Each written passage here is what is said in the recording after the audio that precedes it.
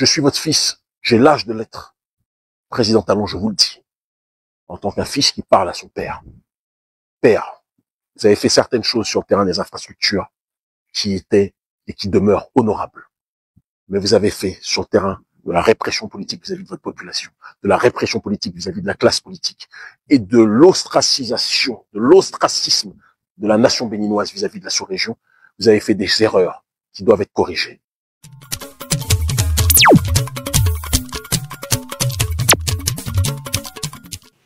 Bonjour à toutes et à tous et bienvenue sur ma chaîne Achille Free TV, la chaîne où la parole libre ne recule devant aucune vérité. Aujourd'hui, nous allons parler d'un message fort, inattendu, mais profondément nécessaire. Un message signé Kémy Séba à l'adresse du président béninois Patrice Talon. Voici quelques mots de Kémy Séba. Président Patrice Talon, je suis votre fils. J'ai l'âge de l'être. Père, vous avez fait certaines choses sur le plan des infrastructures qui demeurent honorables. Mais sur le plan de la répression politique vis-à-vis de votre population, de la classe politique béninoise et de l'ostracisme du Bénin vis-à-vis de la sous-région, vous avez fait des erreurs qui doivent être corrigées pour éviter des problèmes à notre nation dans les prochaines années. Ce sont des propos forts, posés, assumés d'un Béninois qui, comme beaucoup d'entre nous, aime son pays mais refuse de se taire face aux dérives. Cette déclaration a été faite hier alors que M. Kémy Séba annonçait le report de son voyage au Gabon, initialement prévu du 16 au 22 juin à Libreville.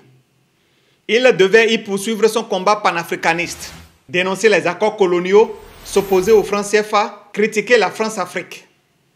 Mais dans cette sortie, il a pris la peine de parler de son pays, le Bénin, et d'adresser un message direct à M. Patrice Talon. M. Kémy Séba n'a pas mâché ses mots. Il reconnaît les réalisations infrastructurelles du président, mais il dénonce avec fermeté la répression politique. Il appelle à un dialogue sincère avec l'opposition. Et surtout, il appelle le président Patrice Talon à rompre avec l'isolement diplomatique du Bénin dans la sous-région. Il tend même la main pour jouer le rôle de médiateur entre le Bénin et les pays de l'AES, avec qui les relations sont aujourd'hui inexistantes, voire tendues. Et il a raison. Notre souveraineté ne doit pas nous couper de toute l'Afrique. Le Bénin souverain est libre de tisser des partenariats avec qui il veut, mais doit prioriser ses relations sous-régionales. Le Bénin ne peut pas prétendre à la stabilité s'il reste enfermé dans un couloir diplomatique étroit où l'opposition est muselée et les voisins sont ignorés. Il est temps que les erreurs soient reconnues et qu'une vraie ouverture voie le jour. Et ceci pour la paix, la stabilité et l'unité africaine. Je vous propose maintenant d'écouter ensemble un extrait de cette déclaration de M. Kémy Séba. De grâce, restez jusqu'à la fin parce que ici, je vous parle de l'attaque terroriste qui a eu lieu à Kouafa, le village du feu général Mathieu Kérékou. À tout à l'heure donc. Le Bénin. Comme vous le savez, le code électoral nous empêche et m'empêche, moi ainsi que beaucoup d'autres opposants et candidats au présidentiel, de pouvoir nous présenter aux élections présidentielles de 2026. Car le président Patrice Talon s'est organisé pour que uniquement 3 partis soient valables pour se présenter, pour candidater. En l'occurrence, 2 partis qui lui appartiennent. On n'a jamais vu ça, mais bon. Dans nos républiques bananières, malheureusement, c'est quelque chose qui est du domaine du possible. D'accord? L'UPR et le Bloc républicain. Et de l'autre côté, le parti démocrate de Yahi Boni, ancien président, qui, comme le président Patrice Talon, malheureusement, est partie prenante du système de la France-Afrique. Vous et moi le savons. Et donc, il est évident qu'aucun de ces partis ne va donner un quelconque parrainage à ma personne, ainsi qu'à d'autres opposants, puisque 90% des opposants ne pourront pas se présenter aux élections. On est dans une situation qui est similaire un petit peu à ce qui se passe en Côte d'Ivoire. Mais je dis à mes semblables, je dis à nos partisans, je dis à tous mes frères et sœurs béninois qui comptent sur nous, qui voient les nôtres être arrêtés. J'ai une grosse pensée pour notre frère, mon petit frère, que nous soutenons financièrement constamment, Shadrach Unigbo Watowede, qui est en prison aujourd'hui pour avoir dénoncé le système néocolonial béninois. Et je le dis à tous les autres qui sont arrêtés injustement. Je l'ai dit à Rekia Madou, je l'ai dit à Joël Aïvou, je l'ai dit à tous les partisans qui sont aujourd'hui régis par le système de la terreur de Patrice Talon. Que ce régime et que ce système arrivent bientôt à sa fin. Il va arriver à un moment donné où le régime béninois du président Patrice Talon va être obligé dans les temps à venir de cesser ses exactions vis-à-vis de la population béninoise, de cesser ses exactions vis-à-vis de la classe politique béninoise. Il en va de sa survie dans l'histoire. Car l'histoire retiendra si le président Patrice Talon maintient son système de prédation économique, de prédation politique, d'injustice sociale et de répression aveugle sur la population, l'histoire béninoise retiendra que le président Patrice Talon, derrière ces réformes qui plaisent à l'Occident, aura été le plus grand tyran et le plus grand oppresseur vis-à-vis de sa population. Le régime n'a pas d'autre choix. S'il veut laisser une bonne image dans l'histoire et ne pas être incarcéré dans le rang dans lequel il est actuellement, qui est le rang du régime oppresseur, jouisseur, confiscateur des deniers publics, confiscateur des droits du peuple, confiscateur de la liberté d'expression du peuple, confiscateur du destin, du futur du peuple. S'il ne veut pas rester incarcéré dans cette démarche, le régime n'a pas d'autre choix que de lâcher du lest, que de libérer les prisonniers politiques, que d'ouvrir le jeu politique, que d'établir le dialogue avec la sphère panafricaniste pour que nous trouvions une voie de sortie, comme le président Mathieu Kérékou à une certaine époque, qui était parti trop loin pour beaucoup dans sa démarche et qui avait fini par asphyxier la population, d'accord? Il n'avait pas eu d'autre choix, il avait eu la raison et la sagesse de le comprendre, que d'ouvrir le dialogue pour que le peuple et le président puissent se retrouver sur une voie commune. Le président Patrice Talon doit passer par cette voie. Que ce soit pour le Bénin et que ce soit aussi pour la sous-région, pour l'AES. Ouvrir un dialogue en changeant cette attitude arrogante, méprisante, qui est très propre à ceux qui ont l'argent et qui pensent que ceux qui n'en ont pas sont moins dignes. Ce n'est pas comme ça que l'Afrique fonctionne. Ce système néolibéral, ce n'est pas notre système, président Patrice Talon. C'est un système néocolonial. Et vous en êtes aujourd'hui l'un des plus grands garants. Je suis votre fils, j'ai l'âge de l'être. Président Talon, je vous le dis, en tant qu'un fils qui parle à son père. Père, vous avez fait certaines choses sur le terrain des infrastructures qui étaient et qui demeurent honorables. Mais vous avez fait sur le terrain de la répression politique vis-à-vis de votre population, de la répression politique vis-à-vis de la classe politique et de l'ostracisation, de l'ostracisme de la nation béninoise vis-à-vis de la sous-région, vous avez fait des erreurs qui doivent être corrigées. Car si elles ne sont pas corrigées, elles poseront et elles causeront des problèmes pour notre population dans les futures années. Président Patrice Talon, prenez la main que nous vous tendons. Ouvrez le dialogue avec l'opposition. Ouvrez le dialogue avec la sous-région. Nous pouvons être une voie, une courroie, permettant de rouvrir le dialogue avec les pays de l'AES. Nous pouvons l'être si vous comprenez, président Patrice Talon, que ceux qui sont les partenaires de notre pays aujourd'hui sont des forces de déstabilisation dans la sous-région. Chaque pays, en effet, a le droit d'avoir ses alliances de manière souveraine. Mais nous ne devons jamais oublier que l'intégration africaine est l'outil le plus important pour que nous puissions avancer. Le Ghana l'a compris. Beaucoup de pays de la sous-région d'Afrique de l'Ouest l'ont compris. La Côte d'Ivoire et le Bénin sont les seuls pays qui, pour l'instant, ne le comprennent pas. Président Patrice Talon, méditez dessus. C'est votre fils qui vous parle. Un fils qui vous a combattu et qui vous combattra tant que vous serez dans une voie de fermer les oreilles vis-à-vis de ce que ressent la population. Mais un fils qui est aussi lucide pour comprendre que dans tout ce que vous avez fait, même s'il y a beaucoup de choses qui sont condamnables, il y a aussi des choses qui peuvent être préservées. Président Patrice Talon, vous pouvez sortir et quitter la présidence en étant un bâtisseur qui aura fini par comprendre le cri du cœur de son peuple. Si vous ouvrez la porte à l'opposition, si vous cessez la répression vis-à-vis de votre population, si vous cessez l'injustice sociale qui ne cesse de connaître une extraordinaire propagation, c'est la seule voie pour que notre population puisse avancer. Président Patrice Talon, nous pouvons être des intermédiaires pour que la situation puisse se décanter. Si vous refusez cette proposition, cette main tendue que nous vous offrons, non seulement le Bénin risque de connaître une continue ostracisation, mais de l'autre côté, le Bénin va rentrer dans une voie, et je vous le dis parce que je le sais, va rentrer dans une voie d'accentuation, de déstabilisation interne, parce que vous faites face à deux problèmes majeurs, président Patrice Talon. Une montée en puissance qui, pour l'instant, paraît sourde, mais qui va finir par exploser, d'une contestation populaire, et je le sais, je le vois, je le constate, je l'entends, je l'observe. Je n'en suis pas à la genèse, mais je l'entends, beaucoup de gens me contactent, je sais de quoi il en retourne. Et une contestation sous-régionale, parce qu'il faut bien le comprendre, les pays que nous connaissons, ne vont pas vous laisser continuer à permettre à une force déstabilisatrice d'accentuer le problème du terrorisme au sein de la sous-région. Méditez dessus, président Patrice Talon. Je vous le dis avec sagesse et avec tentative d'élévation. Réglons les problèmes avant qu'il soit trop tard. Vous pouvez être le plus grand bâtisseur de l'histoire du Bénin. Et vous pouvez faire disparaître la démarche de répression que vous avez effectuée sur la population, en ouvrant la voie au dialogue et au débat. Je ne fais pas partie de ceux qui sont maladivement amoureux des titres. Je ne cherche pas maladivement une candidature. Ce n'est pas ce qui m'intéresse. Si je dois me sacrifier pour que vous ouvriez la voie et que l'opposition dans sa globalité puisse se présenter, je suis prêt à le faire avec simplicité. Car ce qui m'intéresse, c'est le sort du peuple béninois et pas le sort d'un clan ou d'un autre. Mais ouvrez la voie au dialogue véritable et ouvrez la voie au dialogue avec l'AES. Mon lien avec le Niger et avec la sous-région le permet. Mais pour cela, il faudra régler des problèmes de fond vis-à-vis du système néocolonial qui empêche pour l'instant tout dialogue. Notre organisation l'Agence panafricaniste fait à l'échelle mondiale ce que votre ministère des Affaires étrangères ne fait pas, malgré vos efforts. Parce que nous le faisons dans une dynamique anti-impérialiste, là vous le faites dans une dynamique néolibérale. Nous pouvons être le pansement sur une plaie qui saigne depuis trop longtemps. Président Patrice Talon, méditez sur cette situation. L'Afrique libre ou la mort, nous vaincrons. Nous sommes les soldats de la nouvelle génération.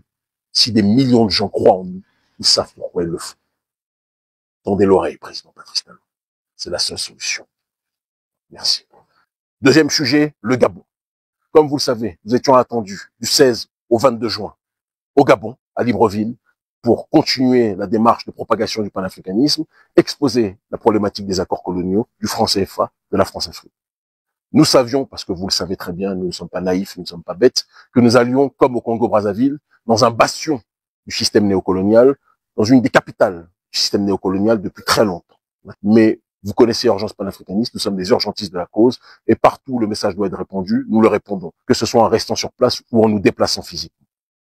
Il se trouve que, vous devez aussi le savoir, le Gabon aujourd'hui abrite mon formateur en philosophie, celui qui de 2011 à 2015 m'a formé en présentiel ou à distance au sein de l'ICAD, professeur, philosophe, l'un des plus grands philosophes africains, Grégoire Biogo. C'est quelqu'un pour lequel j'ai un attachement précis, particulier, profond. Vous le savez, il a préfacé mes premiers livres. Il est aujourd'hui, comme vous le savez, une personnalité proche du régime gabonais. Lui et un autre frère, qui auparavant était un militant panafricaniste connu de la société civile gabonaise, Privat Ngomo, qui depuis a été nommé conseiller du président Oligui Nguema. Lui, donc, le professeur Biogo et le frère Privat Ngomo ont eu une audience avec le vice-président du Gabon, Séraphin Moudunga, dont je ne connaissais pas le nom avant d'apprendre cette audience à mon sujet. Et cette audience a été conclue par le fait que Séraphin Moudunga a déclaré que si je venais au Gabon, il me ferait arrêter. Et que Grégoire Biogo, ainsi que Privat Ngomo, se trouveraient en difficulté pour m'avoir fait venir. Ils savent qu'ils ne peuvent pas m'arrêter lors de mon arrivée, pour la simple et unique raison que j'ai le passeport diplomatique du Niger et que ce passeport diplomatique m'exonère d'un visa au Gabon. Mais ils peuvent m'arrêter, soi-disant, pour trouble à l'ordre public, et c'est ce qu'ils feront, c'est ce qui a été déclaré, si je viens faire une conférence sur le franc CFA et sur les accords coloniaux. Alors, il est important que j'adresse ce message de la manière la plus simple possible au gouvernement gabonais et aussi à notre peuple, et aussi aux services français. Car les services français, ils sont aujourd'hui tellement identifiables et reconnaissables, ont agité ces derniers temps une propagande caricaturale visant à faire croire que le peuple gabonais était contre nous. Ils ont mis en avant un influenceur dont je ne connaissais pas le nom avant qu'il prononce mon nom, c'est souvent le cas dans ce genre de situation, le roi Béni Oui, ou je ne sais plus comment il s'appelle, qui a déclaré en parlant au nom des autorités que si je venais, on allait se faire attaquer, etc., etc. Il s'est fait menacer par la plupart des Gabonais en ligne, d'accord, qui lui ont rappelé qu'il ne pouvait pas s'asseoir à notre table et parler par rapport au combat que nous menons. Le combat panafricaniste que nous menons est un combat qui est partagé par des millions de gens au Gabon. Et nous vous aimons. C'est important qu'on vous le dise. Cher gouvernement, vous avez déclaré à Privat Ngomo que si je venais, vous alliez me faire arrêter, moi, ainsi que ma délégation. Il est important que je vous dise que chaque fois que vous nous arrêtez, chaque fois que vous nous persécutez, vous ne faites que faire augmenter l'influence politique qui est la nôtre dans le cœur des gens. que vous soyez dans une démarche de vouloir faire arrêter des gens qui veulent parler simplement des questions de souveraineté, d'autodétermination, de justice sociale, de lutte contre le néocolonialisme, de lutte contre le franc CFA, c'est malheureux, c'est vous que vous humiliez. Ce n'est pas nous. Il se trouve que, en effet, je suis profondément attaché au professeur Grégoire Biogo, comme je l'ai dit, et que je ne veux pas le mettre en difficulté. Parce que je sais qu'il a beaucoup souffert pendant des années, durant sa période de vie en France, qu'il aspire aujourd'hui à une autre étape de son parcours, que ce soit intellectuel ou même en tant qu'être humain, en tant que sage. Par respect pour lui, parce que je respecte mes aînés, nous ajournons notre mission à Libreville, au Gabon. Mais je veux que les autorités gabonaises le sachent, nous viendrons tôt ou tard à Libreville, parce que la libre circulation africaine doit être un droit. Vous laissez tous les pilleurs néocoloniaux, les pilleurs français venir faire tout et n'importe quoi dans votre pays. Vous laissez certains Syro-Libanais faire la pluie et le beau temps, faire la loi dans vos pays. Mais lorsque des Africains veulent parler de souveraineté, d'autodétermination, de justice sociale, vous êtes dans une démarche de tout faire pour les censurer. C'est quelque chose au XXIe siècle qui ne pourra plus être accepté. Nous n'allions parler que de franc CFA, nous n'allions parler que de France-Afrique, du système néocolonial, de justice sociale, et à aucun moment nous n'allions appeler qui que ce soit à la rébellion contre vous, parce que vous êtes nos frères. Président Oligui Nguema, vous êtes mon grand frère, et je n'ai rien contre vous personnellement.